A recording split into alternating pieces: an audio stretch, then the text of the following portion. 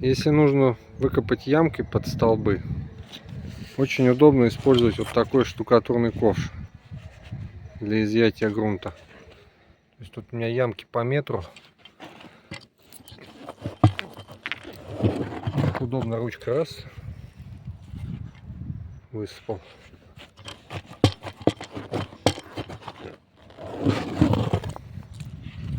Стоит что-то рублей 150, что ли.